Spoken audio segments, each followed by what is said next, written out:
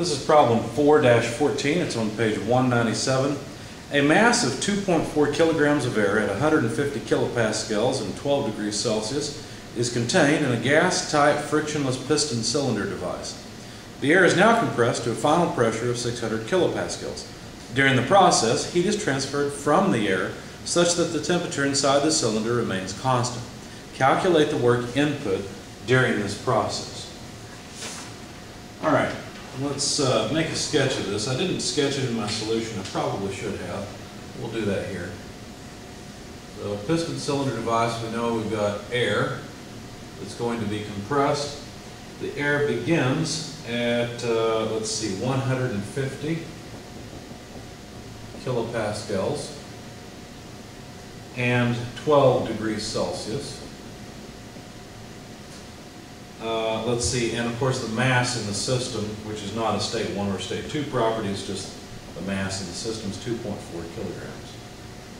Okay, now, state 2, the air has been compressed, and now the pressure, P2, is 600 kilopascals. Now we know that heat is transferred from the air during compression, and we're supposed to calculate the work input. Well, where is the work input? Well, it's just boundary work. Right? Because if we're pushing down on this piston and forcing the air to compress, then we're doing work, and that's just boundary work. We're moving that boundary down. Let's see, we're moving it down against pressure. All right. Now, one other piece of information they gave us is that the temperature in state 2 is equal to the temperature in state 1. We transfer just the right amount of heat so that we can hold the temperature constant. Okay, because if you just compressed this gas, what would happen is the energy from the boundary work would go into the air and cause the temperature of the air to increase. Okay? All right, so let's calculate the boundary work done. That's really the question. How much is it? Well, of course we know that it would be the integral of PdV, but how do we do that? Well, this is an ideal gas, and it is an isothermal process. So go in your book to the back of chapter 4 in the summary equations, and let's see if there is an equation, so that we don't have to integrate this. Let's see if there's an equation that will give us the boundary work for a constant temperature process. In other words, an isothermal process of an ideal gas. So go to page 195. I just noticed a mistake. Never noticed this before. The one we're looking for is under 4, and it says it's an isothermal process, which makes no sense.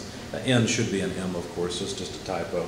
So anyway, isothermal process of an ideal gas. There's a couple different equations. We could use P1 V1 natural logarithm V2 over V1. Or we could use MR T naught. T naught is just the constant temperature, which is 12 degrees Celsius, but we'll have to think about that a little more before we just plug in the number 12. So since it's an ideal gas, of course, PV equals MRT, and so you can see where the MRT would come from. It's the same thing as PV. And since it's T naught, it's the temperature in either state, T1, T2, doesn't matter. So we just call it T naught. Now, no matter what we do, we will need the volumes, right? Because we'll need this volume ratio at least. So let's work on that first. In fact, we should be able to find the volume in state 1 because we have the pressure, temperature, and mass. And so we can just rearrange the ideal gas law excuse me, to say that it is MRT1 over P1, okay, because PV is MRT. And so plugging in the mass, 2.4 kilograms. The gas constant for air is 0.287 kilojoules per kilogram per Kelvin. And the temperature in state 1, now we have to be careful. We can't plug in 12 degrees Celsius. We can't plug in a relative temperature. We have to plug in absolute temperature. So we have to plug in 273 plus 12 so that we have Kelvin. Okay, so far so good. A bunch of things have canceled. We've got kilojoules in the numerator. Now let's divide by the pressure of 150 kilopascals. Now you may look at this and say, well, how do we get cubic meters out of this? Well, a kilojoule is a kilopascal multiplied by a cubic meter. If you don't have this written down somewhere, you should add it to your book because it's really handy. The kilopascals go away, and now we've got cubic meters of volume for state 1. In fact, I think I'll, no, we've got enough space. I'll just leave it here. So the volume in state 1 comes out to about 1.30872 if you want that many decimal places. I don't know why I kept that many, but there they are. Now, we need the volume in state 2. We could try to do something like, excuse me, mRT2 over P2. And that would work out fine. We have P2, but let me show you something. Notice that mRT is constant. What that means is that P1 V1 is a constant, which is the same thing as P2 V2. So, couldn't we rearrange this and say V2 is V1 times P1 over P2? That way we get it simply. All right, so let's see.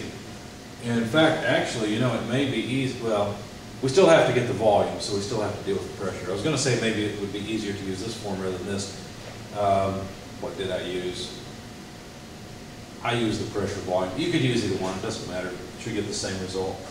I have my calculator, so we'll verify it and see. Anyway, let's finish off V2. V2, and in fact, really, since what we want is V2 over V1, we could just rearrange it and plug in P1 over P2 here instead. But since I'm going to work both of these, I'll go ahead and get V2 explicitly. I've started it, why not? So 1.30872 cubic meters. P1, 150, P2, 600. I won't write in the kilopascals because they would just cancel.